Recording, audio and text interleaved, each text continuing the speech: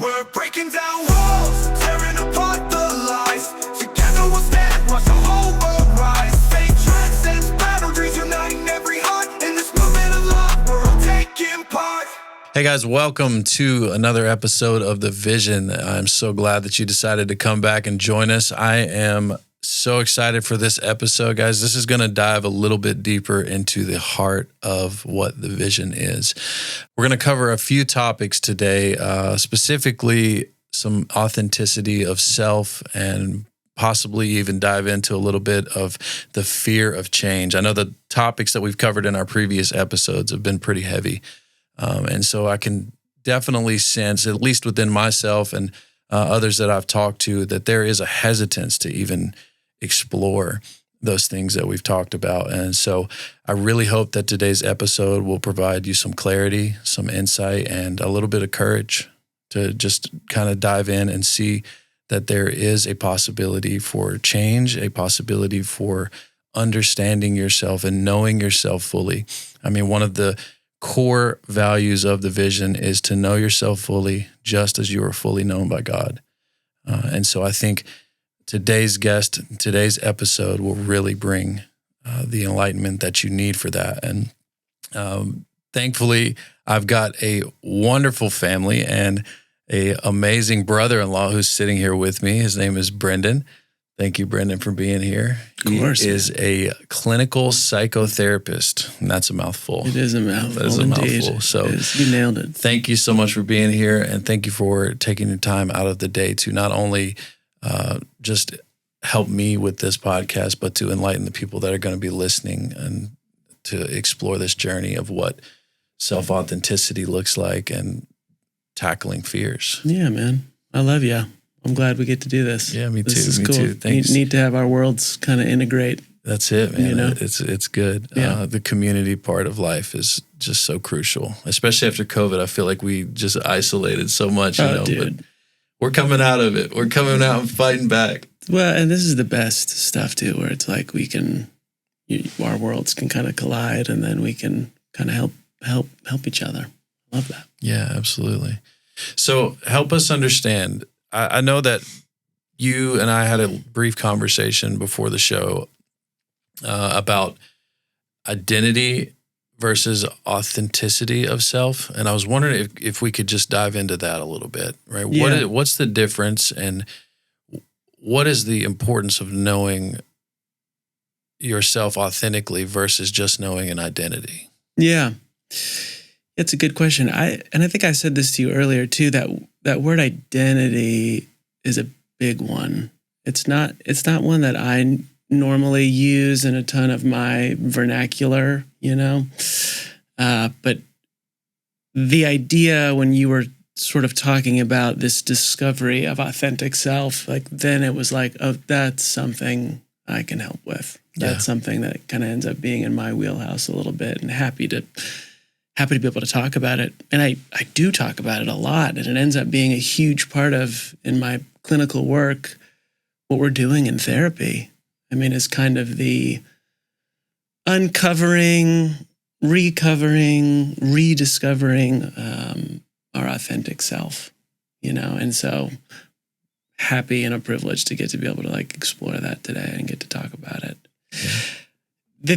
The thing that is really beautiful about being now in almost 2025 and being in the world of psychology and in clinical therapy is that we kind of know a lot of things now that we didn't know before. There are certain things that we're still kind of theorizing and speculating about, but in terms of authentic self, that's one that in the world of emotional development and psychology and just our humanity, that we've kind of established that there is an authentic self.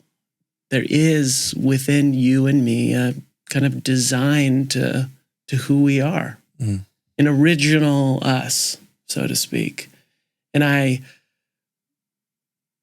find it so fascinating and that is one of the biggest privileges, is getting to walk alongside folks and help them in that journey of being able to uncover what that is. Because there are things that get in the way. There are parts of us that get wounded. But at the end of the day, being able to understand the idea that there is an authentic self, there is a true self. When we talk about what that is, being able to understand that it's almost like those, those like Russian nesting dolls? Yeah. Well, there's like stacking them. Yeah. There's like exactly. There's like, it's all sort of the same. It's the same exterior that you're seeing, but it's all these multiple layers of it. And there's kind of this original one that's the tiniest one, right? That's like down at the bottom. Hiding in the bottom, yeah. And understanding that at the end of the day, I think that's a really good picture of sort of what our authentic self is. That the way that we are designed, we get a really good glimpse into it. And this is what you and I were talking about a little bit earlier, that we get a really good glimpse into that when we're about 4, 5, 6 years old. Okay. That when we think about that little boy, when we think about you have a son, Josiah, right? Yeah. And Josiah is 4. He's 4. Yeah. Yeah. And so Josiah embodies all of these qualities: curiosity, creativity.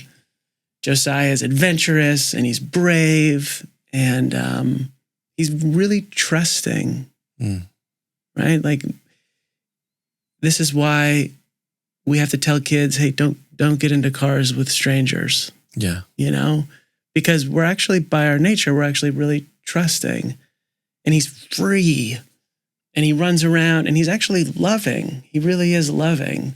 At times there can sort of be this misconception that I had heard that, our first word is no. I don't know if you've ever heard that. Yeah. Like we're selfish by our day. And I just don't really buy into that idea. I actually don't think by our nature we're selfish. I think under stress, and we learn that, and we can talk more about how that sort of gets introduced. But I think by our original design, we're happy and joyful and hopeful and loving and not selfish. But kids love actually to share.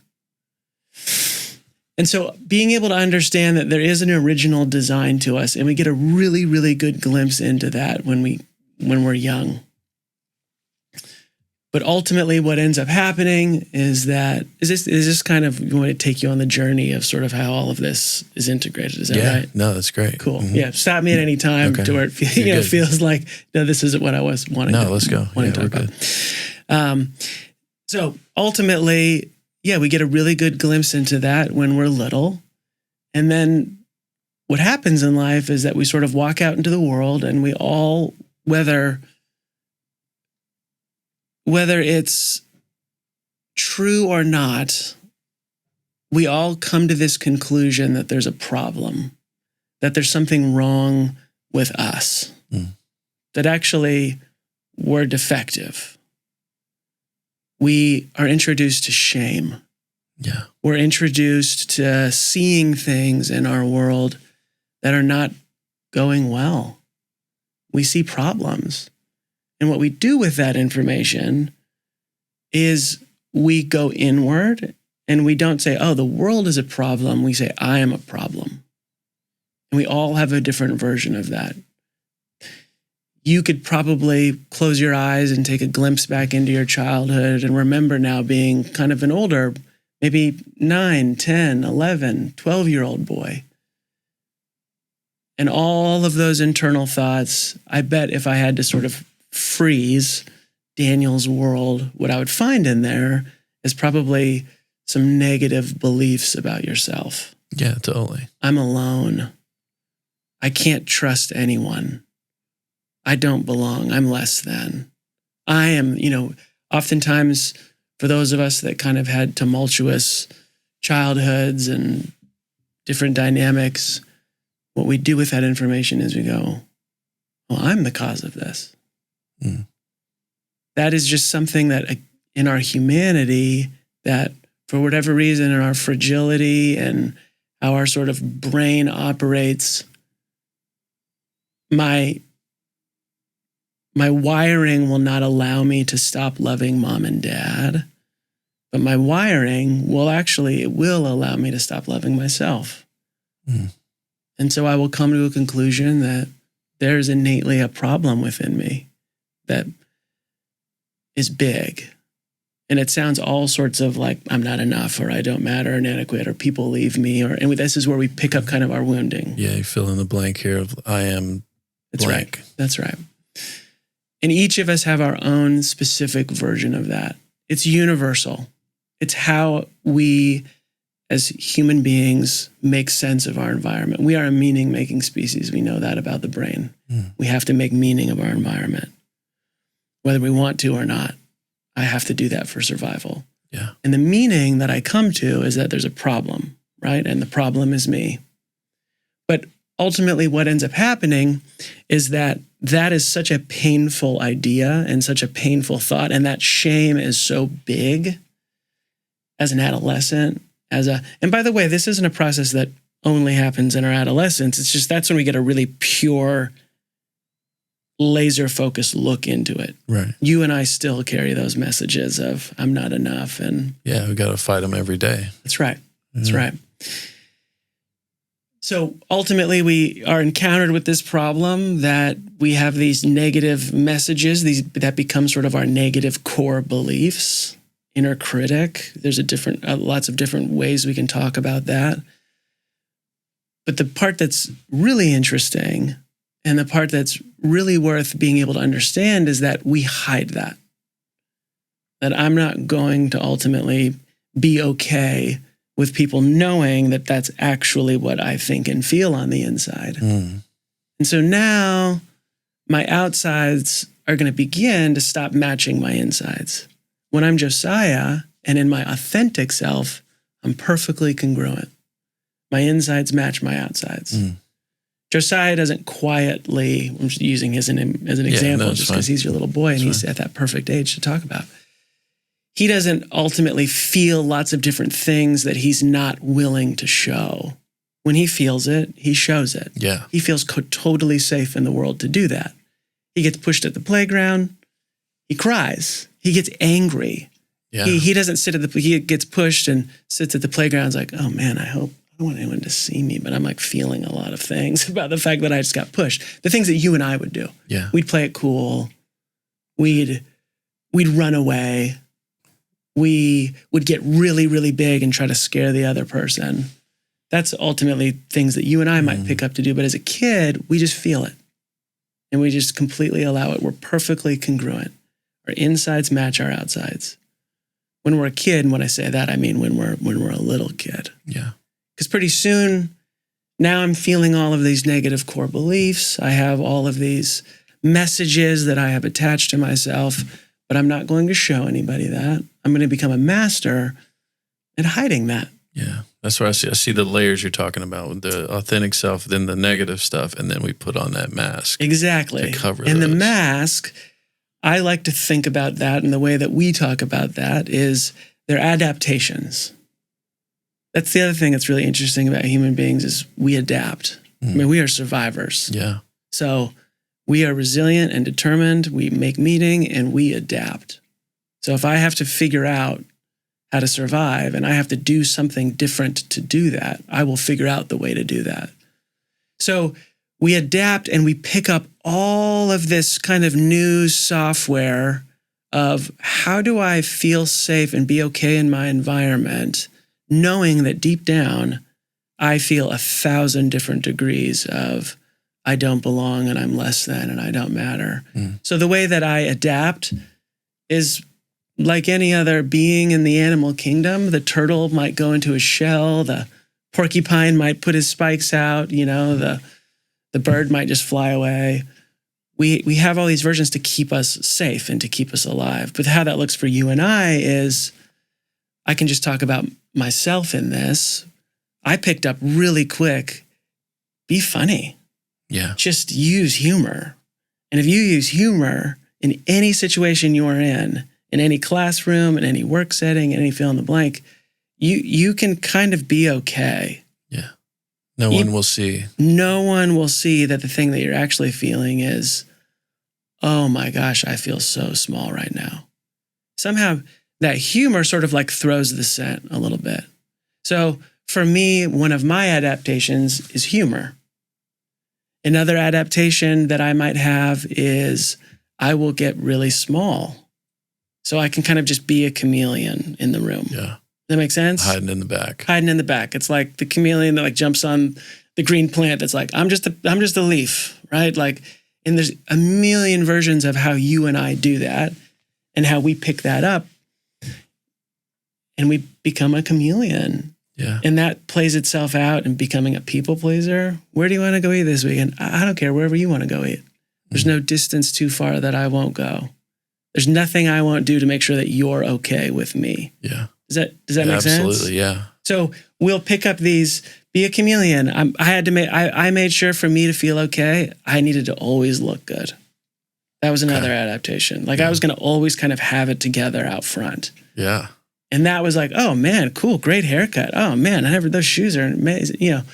Geez, you're always so well put together, And that sort of helped me with what I was actually feeling, which was, I don't belong here. Mm. And if they only really found out what I was feeling and thinking, they would run. Yeah. I feel like I would not be accepted. I would not be accepted. So how do I adapt so that I can become accepted? So this now, that sort of version of the rushing, nesting doll, those adaptations, that's actually our personality. Mm. People come in all the time into therapy and they want to learn more about their personality. Let's do an assessment. Let's talk about the Enneagram. Let's talk about Myers-Briggs, which is amazing and wonderful and serves a really important purpose because we need that. Yeah. We need that to be out in the world. But I also like to get to sort of at least challenge the idea of that potentially our personality is kind of theater.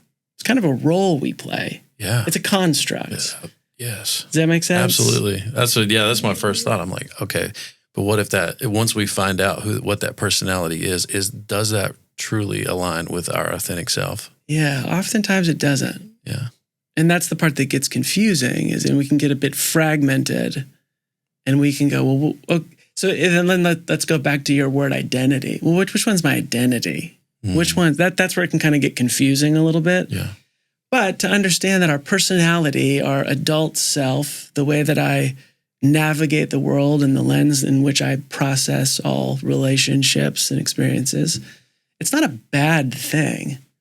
It's not something it's like, oh man, I can't believe you use humor to throw the scent. Oh man, I can't believe you're such a people pleaser. All you do is take care of other people. It's not necessarily something that I have to look at critically and with judgment, although it's easy to, because beneath that, there's a lot of shame. Mm-hmm. But actually, that personality is the thing that helped me get through my childhood. Yeah. It's the thing that helped me survive. So what if, instead of being critical of that thing, what if I'm actually compassionate towards that and grateful that all of these different parts have their purpose? All of these different parts are okay. But the work and the I think learning is being able to understand how they all function and ultimately what am I trying to get back to. I don't need to learn my personality more and try to really drive into all of my survival mechanisms because that's not actually getting me closer to my authentic self. Mm-hmm. So there's one more layer out, which is an important one too. And we have this sort of true self, this authentic design. We have these negative core beliefs, these negative messages that we all have that are universal. We create a construct, a personality, we adapt. They're defense mechanisms. You have your version as I have my version, as every other person has their own version of that. It's not a bad thing, but it's what they are willing to sort of present to the world. And then even one more layer out, I would say, is our medicators. The way that we regulate and medicate pain and uncomfortable situations. You would think, isn't just my personality enough? It's like, nope. I actually need other things to sort of help me. A medicator, let's kind of give that an operational definition. Anything that I do externally just to feel anything different internally. Yeah. I might drink a cup of coffee in the morning. It's an external thing I do that makes me feel different internally. Yeah. Does that make sense? Sure, yeah. So it helps me kind of my ritual. Helps me regulate my morning, my attitude. But also, that could be alcohol. That could be drugs. That could be work. Yeah. For a lot of people, a lot of my clients, that's a big one. Let me just throw myself into work. That will make me feel better on the inside. Does that make sense? It does. So we have these behaviors that we do to ultimately, that's the thing I'll do to get to where I want to go. But it's just another nesting doll that's getting me farther and farther away from the original design of who I am. Does Josiah at 4 years old medicate? No. He does. He's raw dogging. He's fine, man. He can do life on his terms, and he still wakes up in the morning, and it's like, what do I get to do today? He's cool with who he is. It's all hope. Yeah. It's all life. It's all, who do I get to see? What do I get to eat? What's going to happen at school? Dad, when are you coming home? It's like, don't. And at the end of the day, which I find fascinating as a parent, I kind of had to pick this one apart. Kids, they don't want to go to sleep at the end of the day. No. And I kind of had to unpack them, like, why? Aren't you tired? I know you're tired. If you were to really break that apart, he doesn't want to miss out. He doesn't want to miss out on a second of life. Yeah. What are you and mom going to do? You guys are going to stay up and talk? I want to stay up, right? Like, he's like, it's going to be boring, but I don't care. Like, don't make me close my eyes. Life is too good. Wow. And so we get to the end of the day, and Jack, my kid, and you're like, no, don't make me go to bed. It's a struggle every night. As adults, sleep can't come soon enough. Yeah, I'm ready. I am like, I don't want to do any more of this life. My day, I'm like, I'm tired, and I hope tomorrow will probably maybe be a little better than today was. But I need to shut this down today, because at the end of the day, I don't have any more life in me. Does that make sense? It does. It's a little depressing. It absolutely. The reality of that is very confronting. Yeah. It's very but I think it's true. I think that many of us that alcohol, drugs, all of the different ways we medicate work, people pleasing is a great medicator. I'll even use that as that is the thing that makes me feel better on the inside, taking care of you. Yeah. But sleep is a really effective medicator. Yeah. So people are checking their clocks. When is it actually socially acceptable and okay for me to shut this down? Because that's the only way I'm going to feel something different on the inside.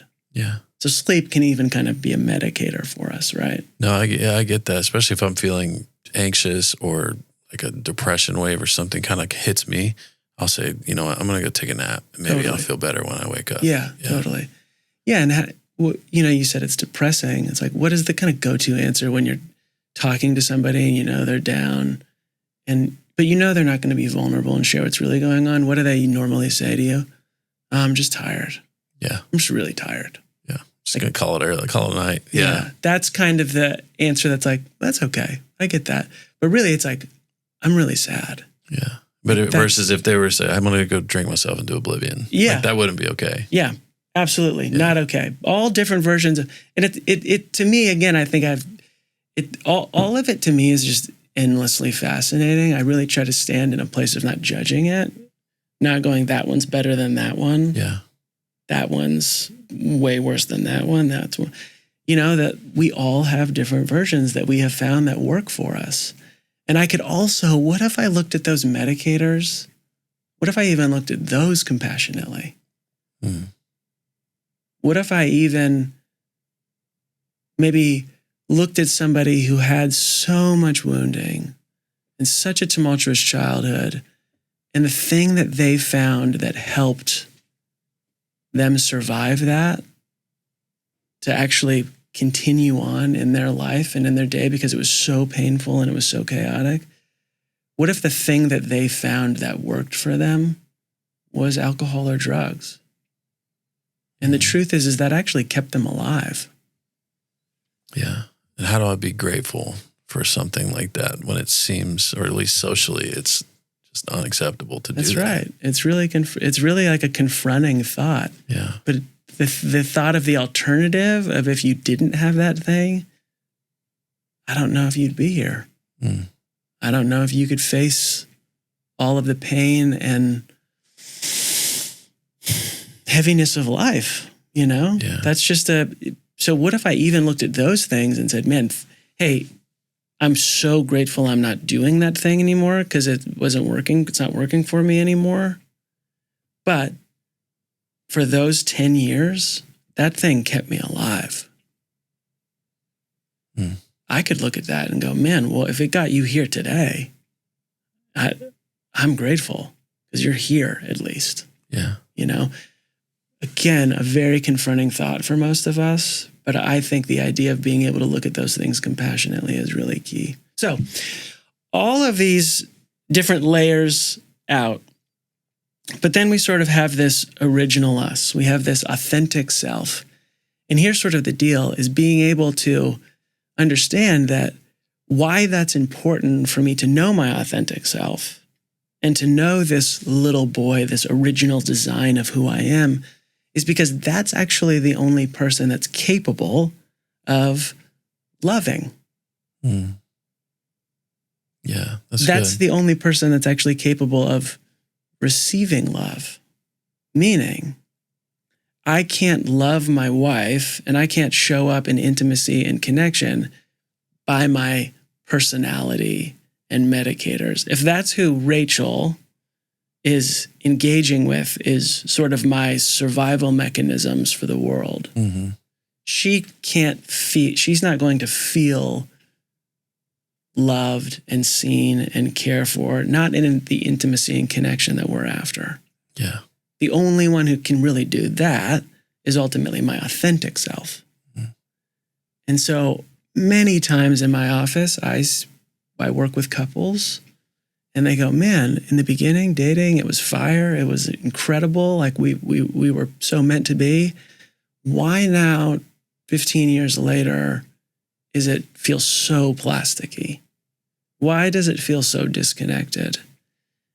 And when we get to sort of break that down and we have the time to do that, it's sort of a relationship of adaptations and defense mechanisms and medicators in relationship with someone else's defense mechanisms. Mm. Yeah, not the person. From that place, it's like we're not even, I mean, imagine like those, the Russian nesting dolls, which by the way is the first time I've ever used that analogy. Yeah. I was like, it's kind of interesting, like, but I can't like imagine like the outer shells of those, like kind of trying to connect with each other and being like, why don't we feel close? Why don't we, when deep down there's this thing in me that feels a million miles from you? Because imagine how distant those little ones are from each other. Right. The only ones that are actually able to connect it and love. And so that's the part in like relational dynamics that is really important to get to look at, because I have to be on the journey of finding my authentic self and authentic voice if I'm going to love you, if I'm going to be in relationship with you that in a sustainable way. Yeah. No, that's profound. It's profound. It keeps bringing to mind where Jesus says, you have to come to me like a little child. That's right. And I look at everybody, even including myself, of like, can I truly say that I am coming to God in a way that is authentic? Because I mean, I go to church, I raise my hands, I put my mask on, but there's no way that I can honestly say that I have been fully just authentically giving that person to him. Yeah. Or even I can see it in relationship with my wife, with Colleen. Yeah. Like there are times where I definitely do that, but with, the stresses of work and kids and there's just all these things that we put on. Yeah. And that's the work of, that's so good. And that's the work of kind of what I get to do and in therapy, because if Daniel doesn't have access, like if I don't know how to be in relationship with that little boy, if I don't know ultimately how to saddle up and be connected, then there's no way that I can expect anyone else to have access to that. So the journey, you know, what is it? 1,000 miles begins with that one step, beginning for you to go, oh, I know this guy. I know exactly, and I know exactly when he goes away. And I know exactly when I become this performative mask version of myself. Yeah. And there's things that activate that in you. There's things that cause you to do that. There are things that are familiar in your history. There's tones of voice. There's, you know, although it's become such a massive buzzword, there's triggers left and right that will cause you to go in your shell for really good reason, because your environment will feel unsafe, right? And so at that point, then it's like, you're right, Colleen doesn't have access to him because I don't right now. Yeah, that's good. And such a vulnerable place, but it's like on one hand, I see there's just a vulnerable, open to wounding person. But on the other hand, there's such a feeling of freedom. Yeah. And just being that is intoxicating almost, of like, I want to be able to do that without the fear of the wounding. Yeah. Yeah. This one, the being, it requires no energy. Josiah isn't like, all right, Josiah, like we just got to be today. Just like let it go, man, and let's just be our 4-year-old self. You know, it's like strap on the boots and be a kid. Like he doesn't have to do that. He doesn't. Who he is. He doesn't. He just is. And actually, it's not sort of like this idea of energy and life sources. We think it's kind of like our iPhone battery, where it's like it just like goes down but that's not really what it is. It's sort of this.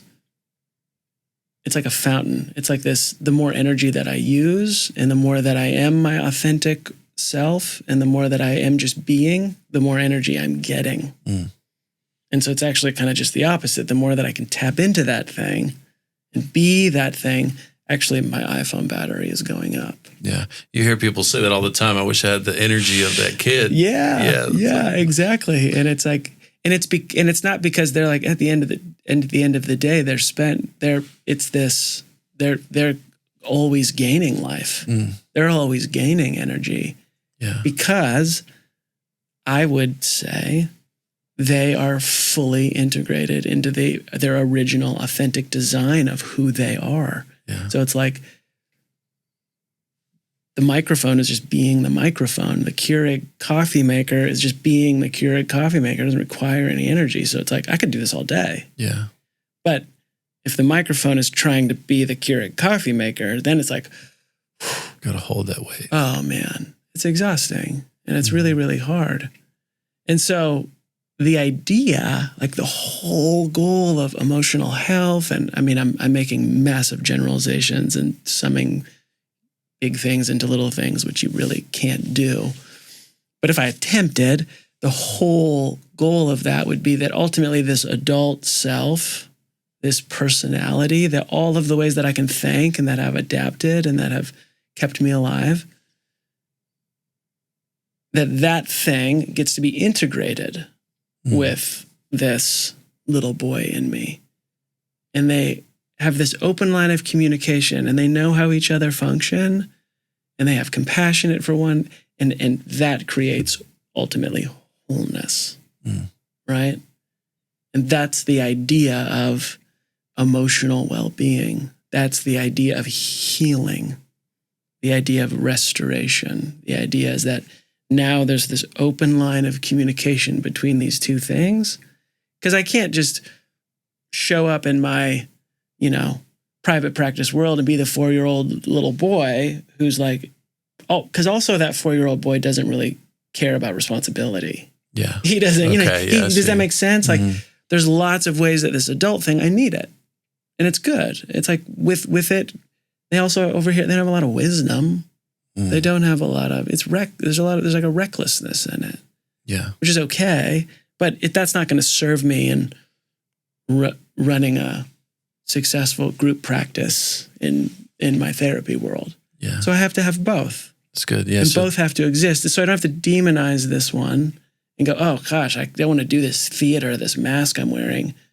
And I don't also want to buy into this idea that I just have to be this little kid. And if I can't figure out how to be this little boy, then I'm blowing it. No, it's both. And that's the idea of self-awareness. That's the idea. But that process is a dynamic one because there's lots of things in between and along the way that are activating each, that are shutting down each, that are worthy of our time and attention and nurture to kind of figure out what is needed there. Yeah. Does that make sense? It does make sense. Yeah. I love it. I love the idea of those things integrated because at a surface view, you would think, well, I just want to be the authentic person and abandon everything that I've been wearing. Yeah. To hide that. But I love the imagery you give of like, no, it's there. It's available for me if I need it. Yeah. But I don't have to wear it all the time. Yeah. I don't have to exhaust myself completely. And certainly, one thing that we find in the work that we do a lot is some of these adaptations, some of these things that I've picked up along the way that have previously served me really well. Maybe that was the thing that even got celebrated in me, part of this personality in me of like, wow, you're so impressive. Man, look at all these achievements. Look how far you go. Look how, they served me really, really well. And there are always going to be things, though, that are adaptive, and then at some point they become maladaptive.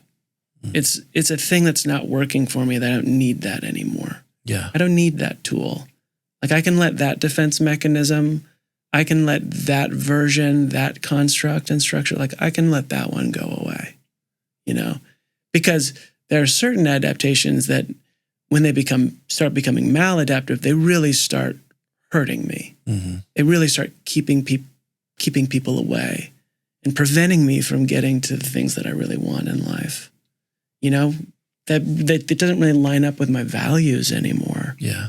And so there are certain things. It's not that's the part of this world that it's like, it's tough to just sort of like look at it in a worksheet and go, here's how to get healthy. Here's how to do it. It's so dynamic because it's almost in this like surgical approach, being able to figure out, what are some of these things that it really isn't serving me anymore to do that people pleasing thing, And so I have to do that work of going, you know what? You're safe. You're okay. You don't have to make sure that everyone approves of you anymore. Like that's okay. Even though I get that 12-year-old needed to do that. And that was really, really important for him or her to get through junior high, to get through that divorce.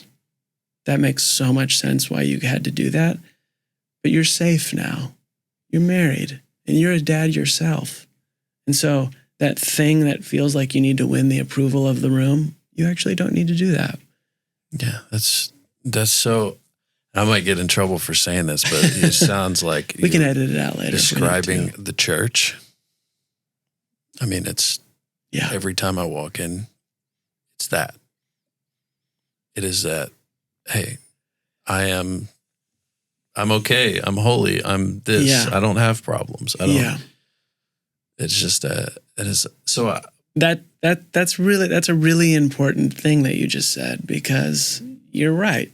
And a lot of times, even these bigger constructs, these bigger sort of, again, all so well intended, and also you boil all that down, and even church, it's like it's meant to bring love and being together and connection to God, but what the message and the culture of it, it's actually promoting something that it's not intending to promote, but it is creating that.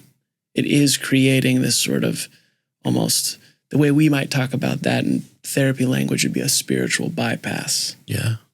I don't have to kind of do this work in here. I can just go zip. Yeah. Let me get to Sunday. We touched on that. Let me do that. And it's like, and that's the idea of like that's not helping folks, and that's one that is a really good one to be aware of, that we have, that we've just sort of like unknowingly like kind of co-signed and like kind of just accepted that that's okay, and that's just part of what the deal is. I don't think it has to be.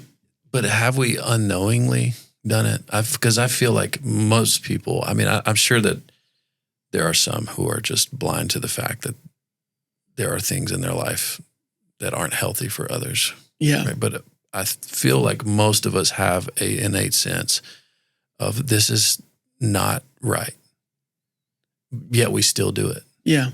Right? Is there a way to combat that? Is there a way to start to bring awareness to the fact that we need to make change? Yeah. In that. Yeah.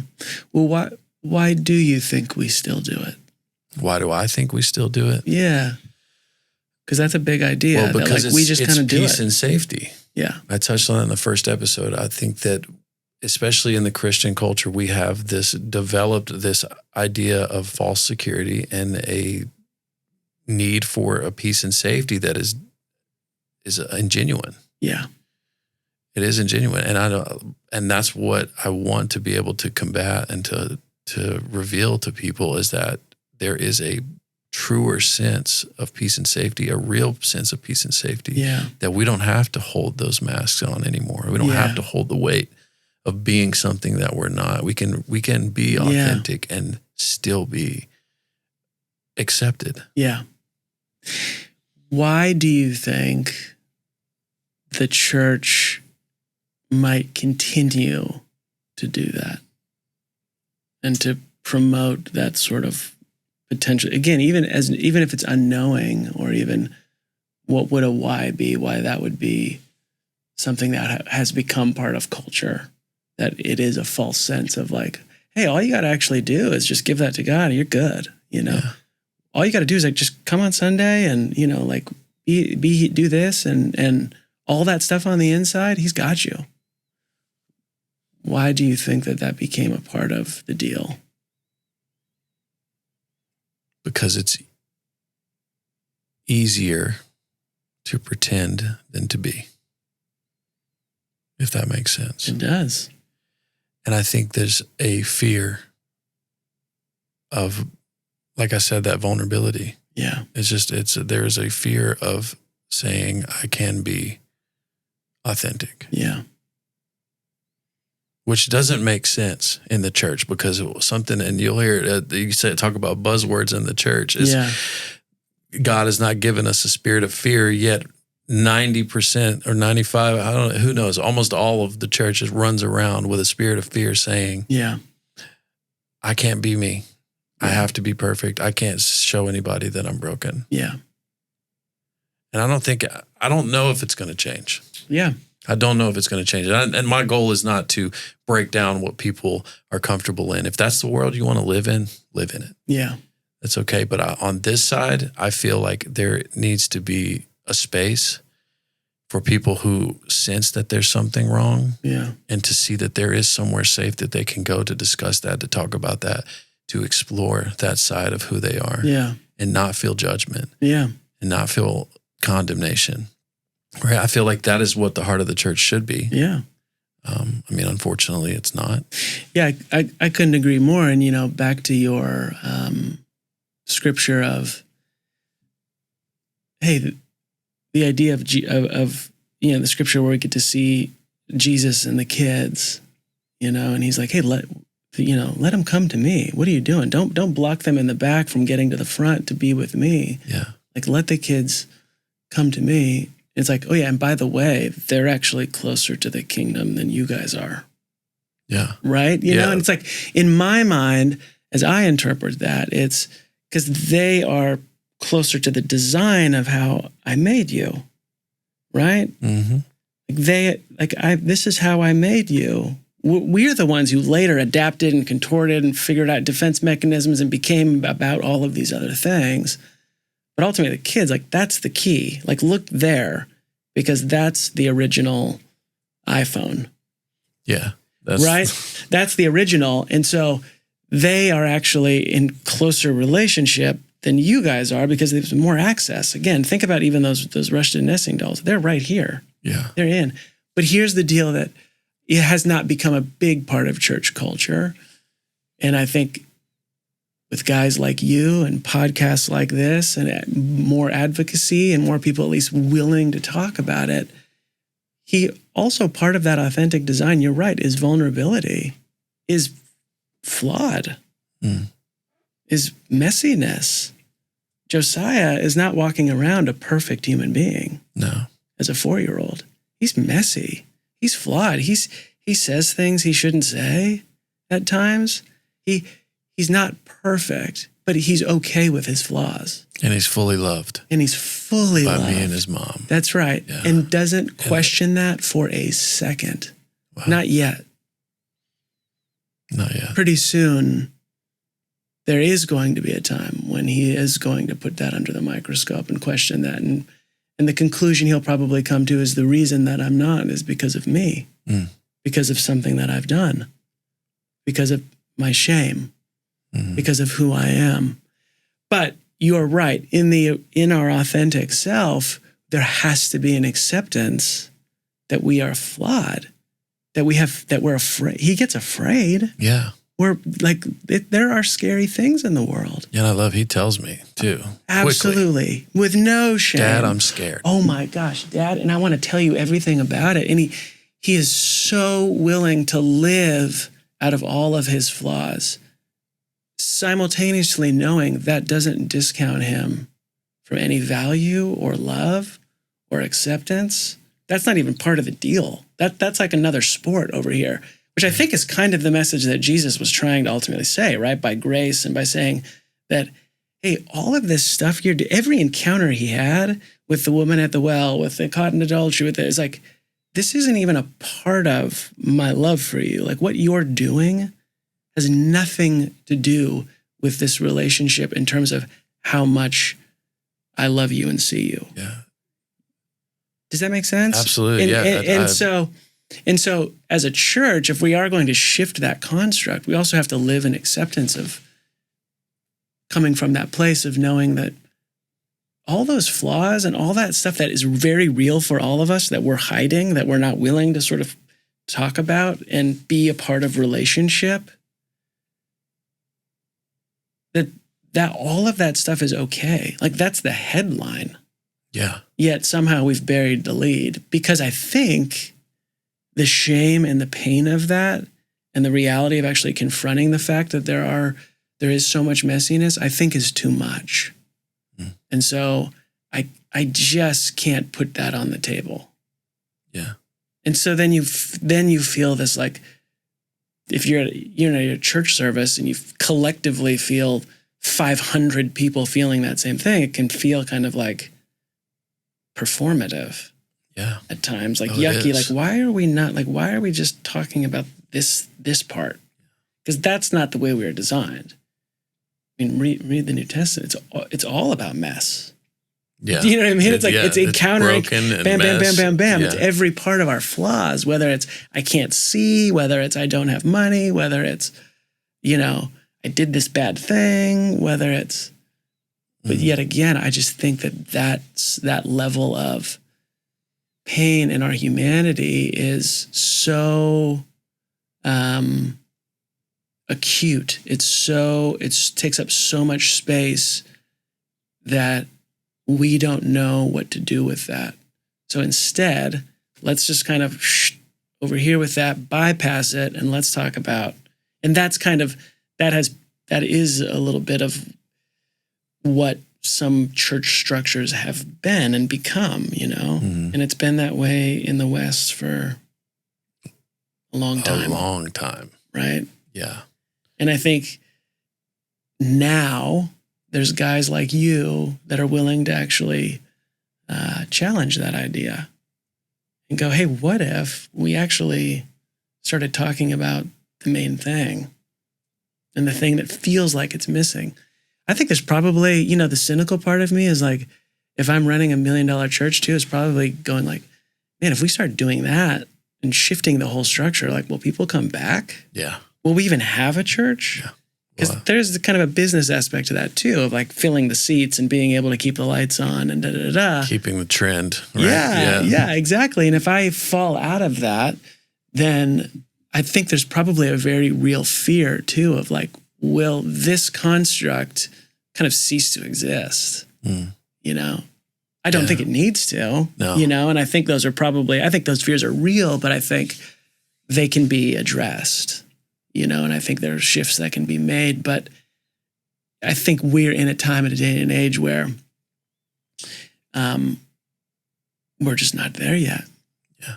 You know, and like, that's not the reality of what the church looks like. But our kids will be, or maybe their kids. Who knows? Maybe even those. Right. But I mean, it's got to start somewhere. Yeah, I'm with you, man. I'm so fascinated by what will Josiah and Jax's generation, like what as adults, like what will these conversations be? Yeah. What will they be talking about when they're here?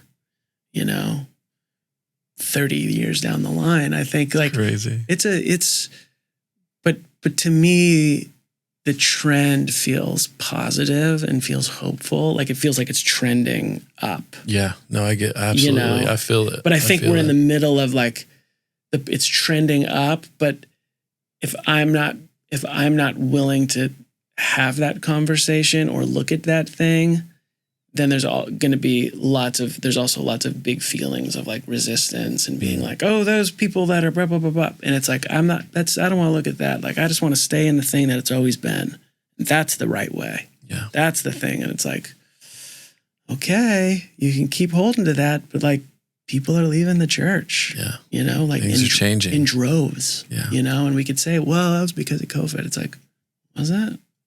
Or was it because of something else? Yeah. You know? Yeah, no, that's good. I think that's even a whole bigger conversation because you know. That's episode 14. Yeah, because just to touch it real quick, because I've heard, you know, oh, it's spiritual warfare. Oh, they're just sinning. Oh, they're being led astray. Or like, it's like, I have never heard a church say, oh, maybe it's because we didn't do it right. Yeah.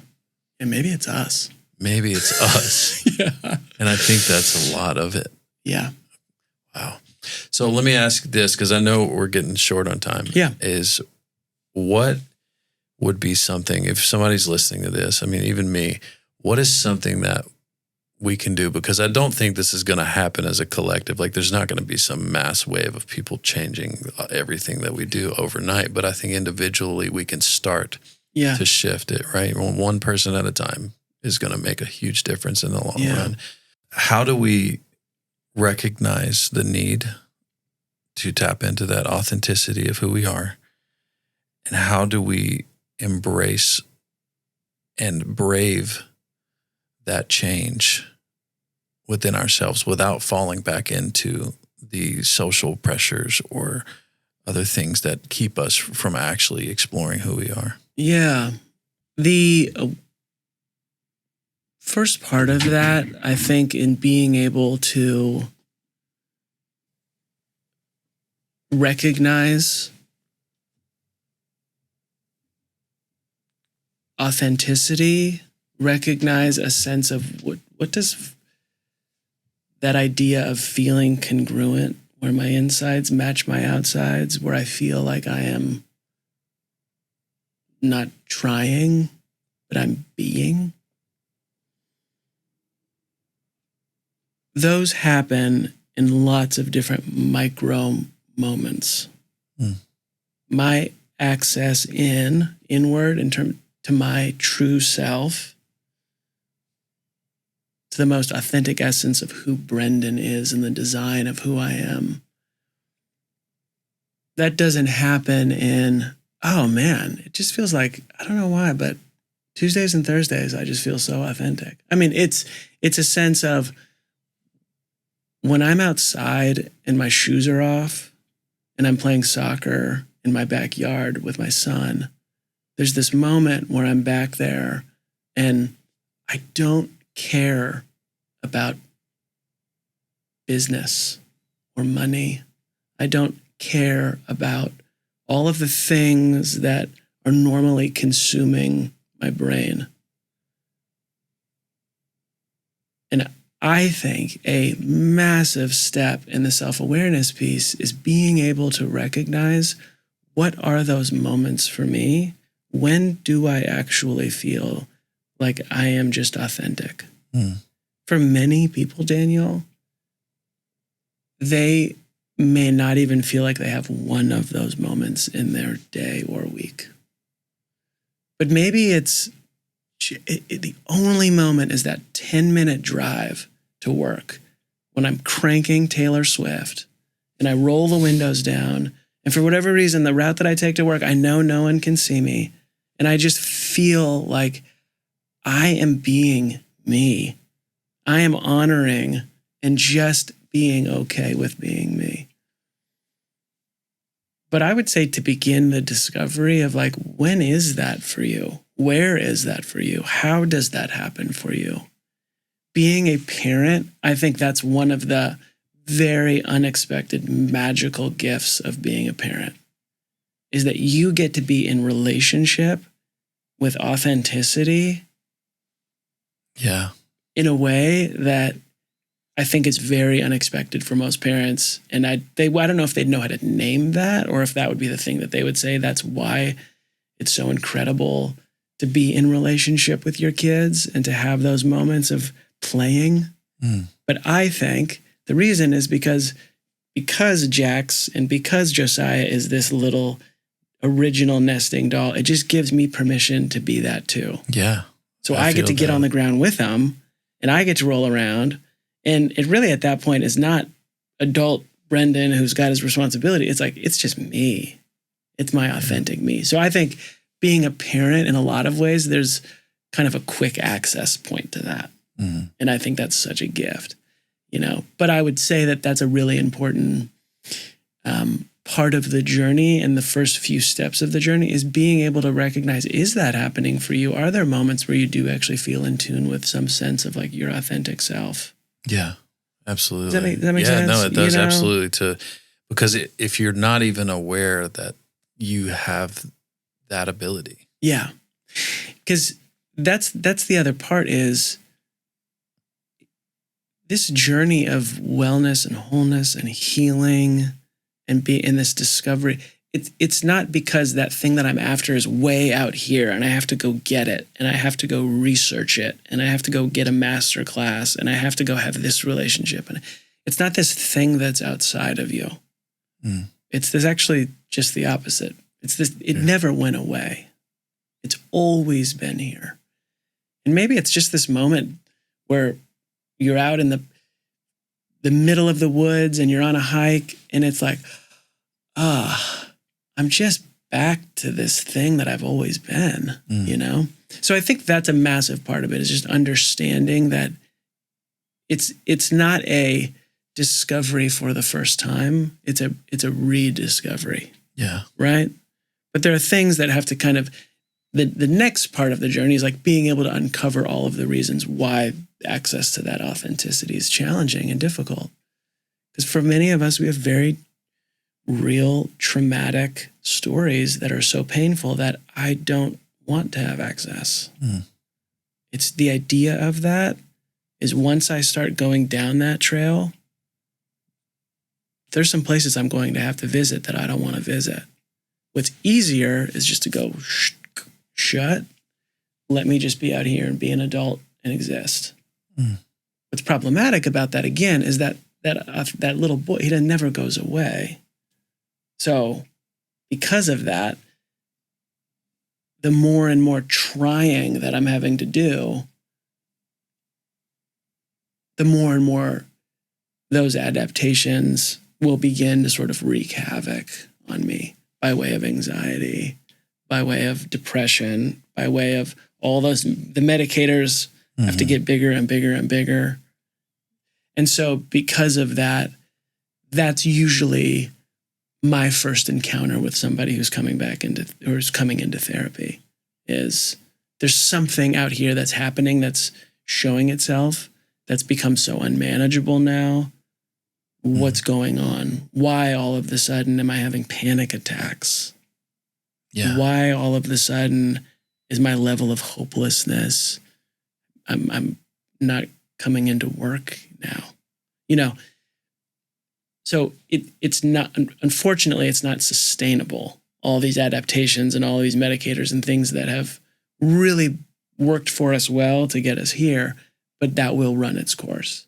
By way of our body will reveal that, right? By way of sickness, by way of, there's lots of really, really good research now that would say that, your body is actually going to keep an account of that, a running account. And so it's going to show itself and come to the surface. It has to. That's part of our humanity. It cannot be buried. You cannot keep that beach ball underwater. It takes too much effort. So that's the part of being able to understand that thing that we're after, although it's just as simple as like have access to the authentic self and that little boy, it's more than that. It's bigger than that, because there are lots of things that are gotten in the way and have those nesting dolls. Yeah, and it's going to be a journey. Are something to deal with that requires work, So that was the first half of the question. I can't remember the second half now. The second half is about how do we brave that journey? Yeah. Yeah, my instinct and the answer to that is not alone, because I don't think that's one thing we know also about our humanity and our wiring is that we're wired for connection, and being isolated and trying to brave those things on my own and trying to just sort of like, I got to get my stuff together and it doesn't happen that way. We have to have support in our life, which comes by way of many different resources, whether that be a relationship with God, whether that be a relationship with family or friendships, there's lots of different ways that we resource. And once I'm in that, and once I'm able to sort of have those resources and support, then I feel okay about going on that journey. Yeah. Then I feel okay. I will allow myself to admit that this has been really hard, but I can't do that alone.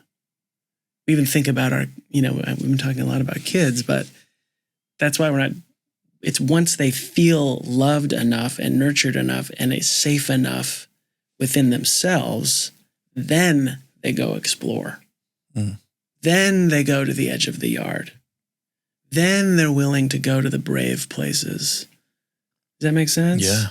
But not right away. Not right away. No, they have to feel that sense of support. And then there's something in me that goes, okay, I'm going to be okay. I can do this. And the same goes for you and I in our 30s and 40s, when we feel support and when we're able to have an access of these different resources in our life, then I will feel a sense of, okay, let's talk about that thing. Or okay, let's put these pieces together. But that's where my gut initially goes when you ask that question, is how do we do that? Like that doesn't happen on your own. Doesn't happen on your own. Well, hopefully our culture will get a grip and shift and create that space for the change. Yeah. I mean, there's certainly been so many more channels that have opened up. There's been so many more roads and such an easier access. It's like I was just in Oregon,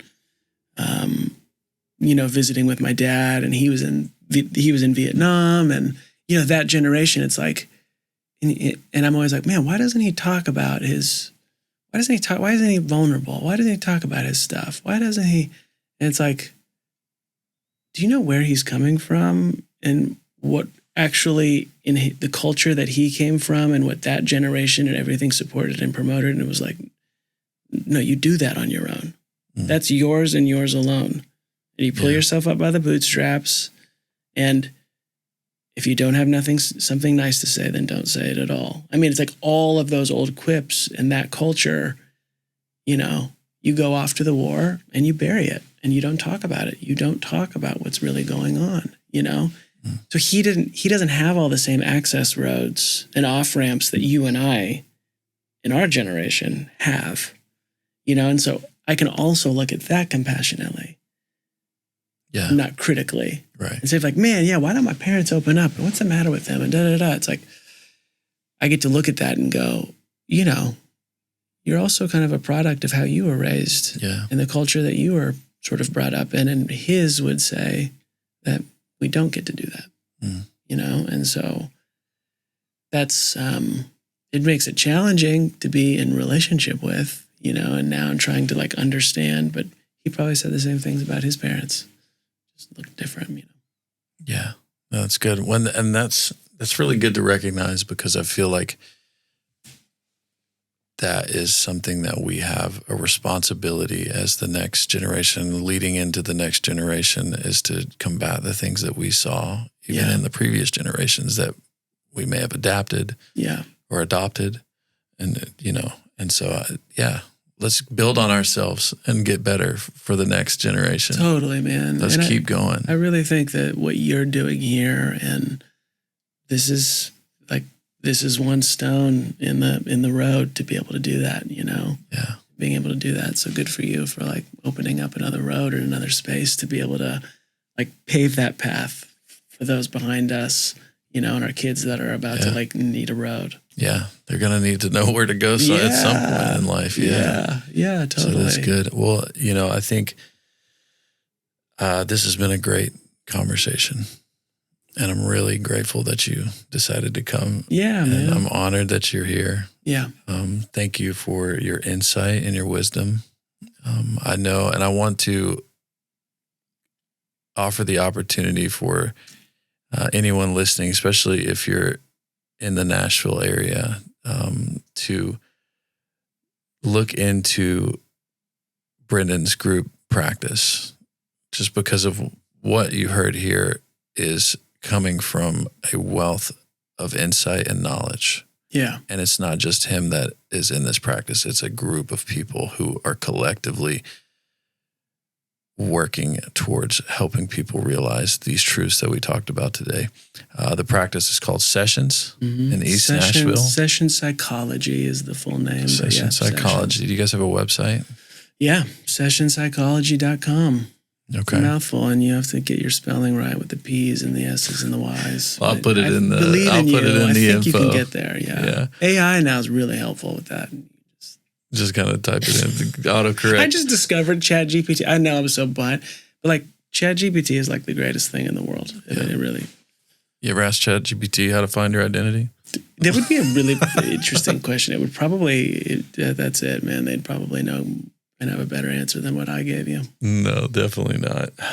Guys, thanks for tuning in. If you could do me a favor, hit that subscribe button so that more people can hear what we have to say.